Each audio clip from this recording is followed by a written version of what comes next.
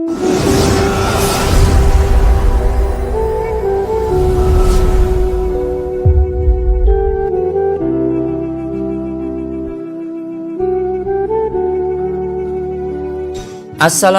warahmatullahi wabarakatuh.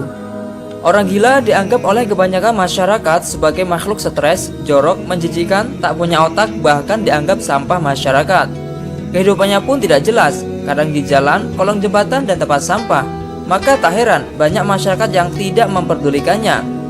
Bahkan orang gila dijadikan objek hinaan dan olok-olokan oleh anak kecil maupun orang dewasa. Namun tahukah kalian bahwa banyak orang-orang solih dan waliullah yang gemar merubah gaya penampilan mereka menjadi orang gila dan pengemis karena rasa cinta dan tergila-gilanya mereka kepada Allah Subhanahu wa Ta'ala. Para wali-wali ini rela menjauhi kenikmatan dunia, jabatan dunia, dan menjauhi kerumunan manusia. Karena dengan cara ini para wali-wali Allah tersebut mampu mencapai derajat tinggi di sisi Allah Subhanahu wa Ta'ala dan mendapatkan makom para waliullah yang ahli ma'rifat, zuhud, yang tentunya memiliki berbagai karomah dan kemuliaan di sisi Allah Subhanahu wa Ta'ala. Tidak hanya itu, sifat kesederhanaan dan ketakwaan para wali ini membuat setiap doa yang dipanjatkan menjadi mustajabah. Berikut adalah dua kisah waliullah dari Indonesia dan Yaman yang dianggap gila oleh masyarakat. Lalu bagaimana kisahnya? Tonton video ini sampai selesai. Yang pertama, Uwais Al-Qarni. Uwais adalah seorang yang terkenal fakir dan sangat miskin di Yaman. Dia hidup bersama ibunya yang telah tua lagi lumpuh. Bahkan mata ibunya telah buta dan ayahnya pun telah meninggal. Dalam kehidupan sehari-hari, Uwais Al-Qarni bekerja mencari nafkah dengan menggembalakan domba-domba orang pada waktu siang hari. Upaya yang diterimanya cukup buat nafkahnya dengan ibunya. Bila ada kelebihan, terkadang ia pergunakan untuk membantu tetangganya yang hidup miskin dan serba kekurangan seperti dia dan ibunya. Uwais Al-Qarni terkenal sebagai seorang anak yang taat kepada ibunya dan juga taat beribadah. Apa yang menjadi permintaan ibunya, dia pasti akan segera melaksanakannya.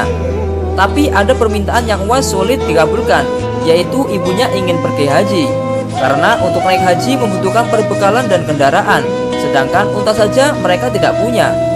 Namun Uwais Al-Qarni tidak ingin mengecewakan ibunya, maka ia pun mencari cara untuk mengabulkan permintaan ibunya tersebut.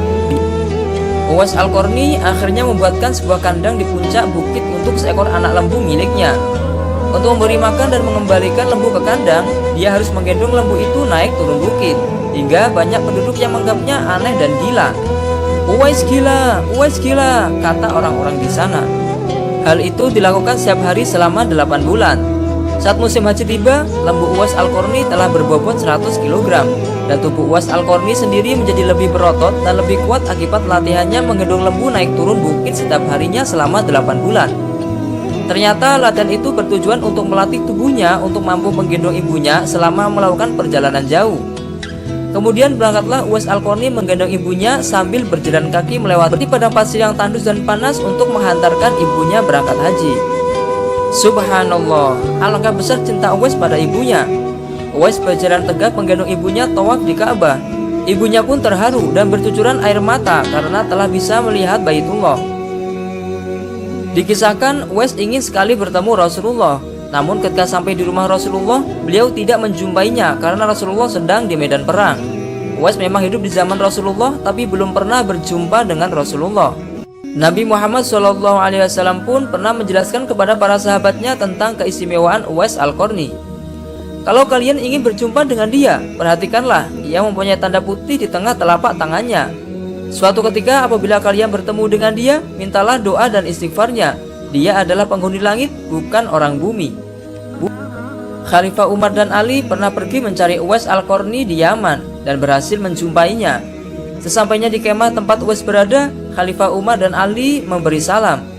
Sewaktu berjabat, Khalifah Umar dengan segera mengembalikan tangan Uwais untuk membuktikan kebenaran tanda putih yang berada di telapak tangan Uwais, seperti yang pernah dikatakan oleh Nabi Muhammad SAW. Memang benar, tampaklah tanda putih di telapak tangan Uwais Al-Qarni. Wajah Uwais Al-Qarni tampak bercahaya. Benarlah seperti sabda Nabi Muhammad SAW bahwa dia itu adalah penghuni langit.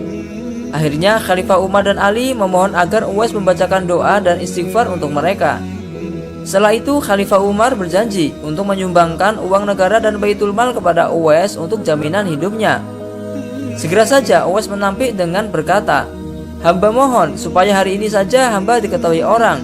Untuk hari-hari selanjutnya, biarlah hamba yang fakir ini tidak diketahui orang lagi."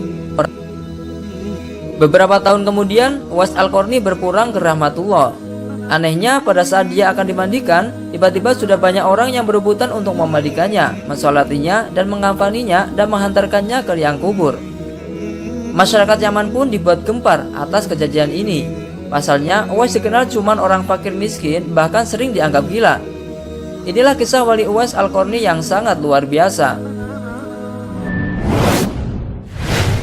Yang kedua, wali Samud.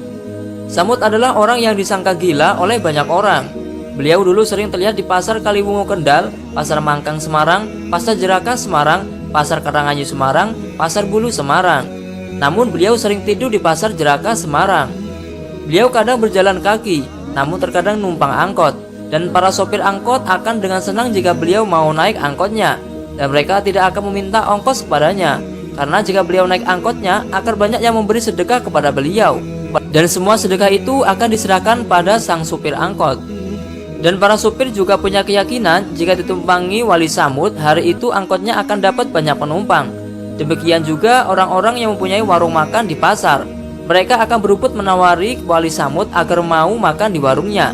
Sebenarnya banyak orang di pasar-pasar tersebut yang sudah menyadari keanehan Samud. Mereka bilang kalau Samud bukan orang biasa, maka tidak boleh diganggu.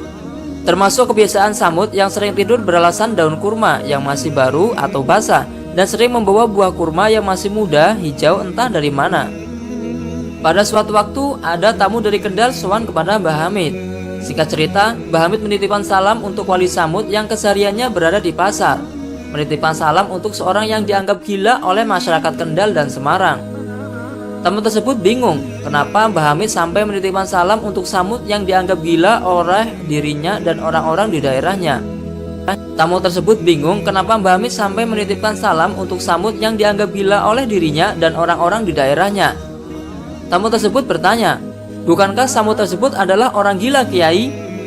Kemudian Mbah Hamid menjawab, "Beliau adalah wali besar yang menjaga Kendal dan Semarang. Rahmat Allah turun, bencana ditangkis, itu berkat beliau. Sampaikanlah salamku." Kemudian setelah si tamu pulang ke Kendal, menunggu keadaan pasar sepi, dihampirinya lah wali Samud dan berkata, "Panjenengan dapat salam dari Mbah Hamid Pasuruan. Assalamualaikum." Tak berapa lama wali Samud berkata, "Waalaikumsalam," dan berteriaklah dengan nada keras, "Kurang ajar si Hamid, aku berusaha bersembunyi dari manusia agar diketahui manusia, kok malah dibocor-bocorkan. Ya Allah, aku tidak sanggup. Kini telah ada yang tahu siapa aku. Aku mau pulang saja. Aku tak sanggup aku hidup di dunia." Kemudian tidak disangka, wali Samud membaca sebuah doa dan bibirnya mengucap, "La ilaha illallah Muhammadur Rasulullah." Seketika itu langsung wafatlah wali Samud di hadapan orang yang diutus Mbah Hamid agar menyampaikan salam itu. Wallahu a'lamu bishawab. Itulah kisah waliullah yang dianggap gila yang sangat menginspirasi. Terima kasih telah menonton video ini, semoga menginspirasi dan dapat menambah rasa iman kita kepada Allah Subhanahu wa taala.